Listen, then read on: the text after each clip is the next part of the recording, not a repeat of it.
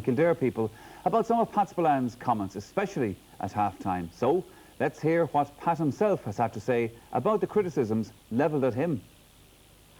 Well, it's the first time I've ever got into trouble with a team that I've supported and tipped all year long anyway. Might I just say, my comments last Sunday at half-time were born out of the frustration of watching what was an absolutely inept first-half performance by Kildare. I would wholeheartedly agree that I certainly did go over the top. But you know me, and the viewers out there know God and well, that's nothing new with me. I would regret, very much regret, if any offence was taken. It was never meant to be that in the first place. It's very funny, actually, last Monday, when the whole of Kildare was blowing up a storm about my comments, I was actually, Monday evening, having a pint and having a steak in Mick O'Dwyer's bar in Waterford. Now, if I had deliberately insulted or thought I'd insulted Carl O'Dwyer, I would not have been in Mick O'Dwyer's. I would have been either a complete idiot or have the thickest neck in the country. Now, some people would suggest that I fit under both categories perfectly.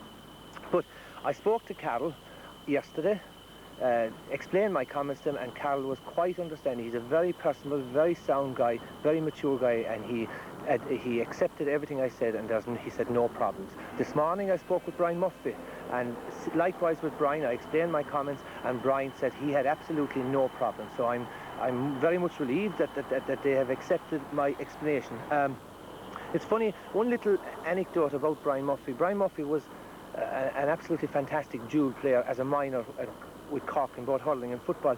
But Brian, at 18 years of age, suffered a horrific cruciate ligament injury. Now, I'd successfully came back from that injury. So Brian, I actually gave Brian a good bit of help in trying to guide him back to full fitness. So if there are Kildare supporters out there still watching, I would like to sort of claim a little bit of credit in getting Brian back to full fitness and playing such an influential role in last Saturday's victory. And one viewer has emailed to say that she appreciates the honesty and criticism of Pat Spillane when analysing games, and got his autograph in Portlaoise in the opening of O'Moore Park in 1986, and that comes from J.C. Farrell, who's in Maynooth in County Kildare. Well, now, if there was a hectic finish to the senior game at Croke